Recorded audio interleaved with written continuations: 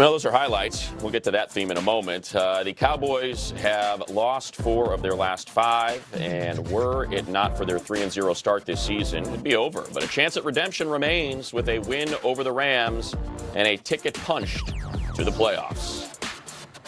We've got to get a win, and we've got to play well. Simple as that. I mean, yeah, according to the playoffs and all that, it doesn't, I guess. But if we want to give ourselves a chance to win, and to win as we finish this season out, and to win in that tournament as you get there, you've got to get momentum going. What do you see of the Cowboys? Are they better than their record? They're in a better place than us because they're going to make the playoffs. So I don't know why everyone's, concerned about them.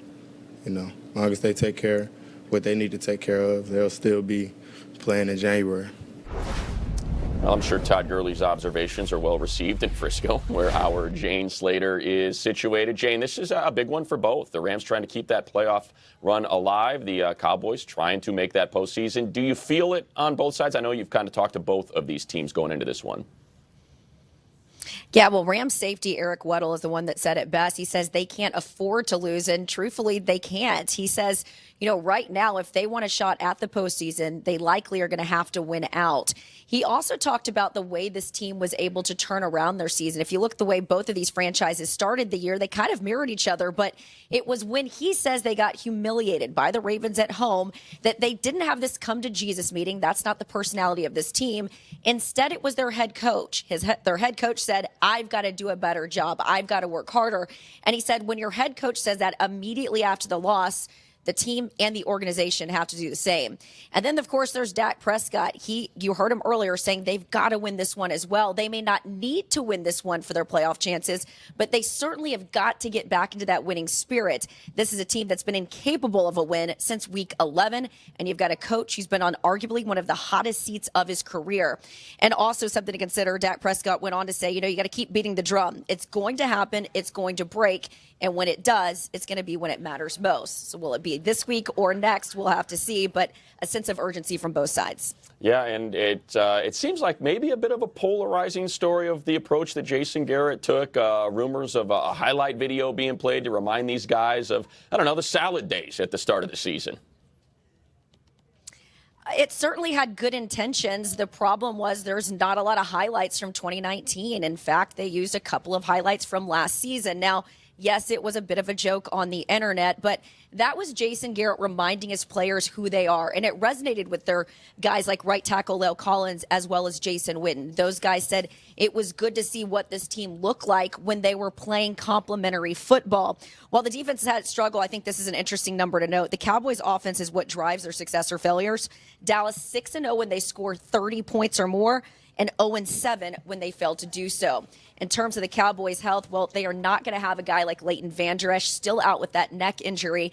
And they also are going to be, we're going to be keeping an eye on Sean Lee. He's missed 3 days of practice now. Now, we're going to probably talk to him in the locker room here this afternoon, but that is not good news when you consider 2 of your starting linebackers this season possibly out with injuries, trying to slow down a guy like Todd Gurley, who's really been on a roll lately.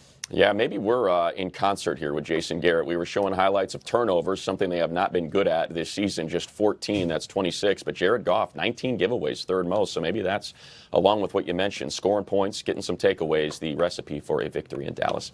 Thank you, Jane. And as you get a look here, get a look at this. That's what we're doing. Hey, it doesn't get any better than this. This is a playoff atmosphere. Yeah. You can't get jacked up for this. You don't got a heartbeat. He lofts right side of the end zone into a crowd. It's caught. Jimmy Graham. Touchdown. What's up, Jimmy? No, my name. Trubisky looking. He's going to be hit. And he's sacked. He is sacked at the play. And there's the final dagger. It's not every day you get your first win.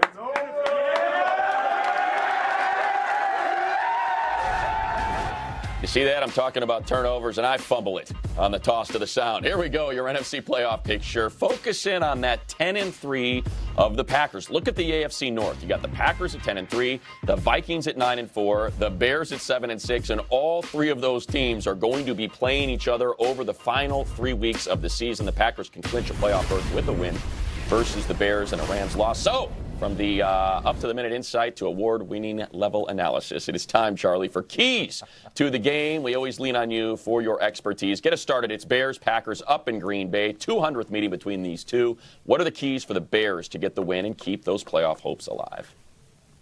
I tell you what, Matt, the obvious things are you got to stop the run and keep Rodgers in the pocket. But on the other side of the ball, what's the key? You got to protect Trubisky. Let's roll the tape and find out what the problems are going to be and how to do that. All right, Preston Smith, 11.5 sacks. He's on the outside here. He's going to rush. He's going to beat the tackle, which what appears to be a speed rush. Now, he's not a great speed rusher, but he does give great effort. We're going to go slow motion from the end zone. Watch the left arm. That's the key. It's technique that wins here. He's going to take that left arm. He's going to knock the arm and hand down of the tackle. The tackle is now defenseless, and Smith beats him to the outside. He wins on technique to the outside, not so much speed. Now, the bull rush. This is what he did best when he was in Washington. I think this is still his best move. He's going to take the tackle, Donald Penn, and drive him right back into the quarterback here to get to the quarterback on a sack. He's a very good power rusher. You have to set yourself much lower than Penn did there and bend the knees. Now, double trouble.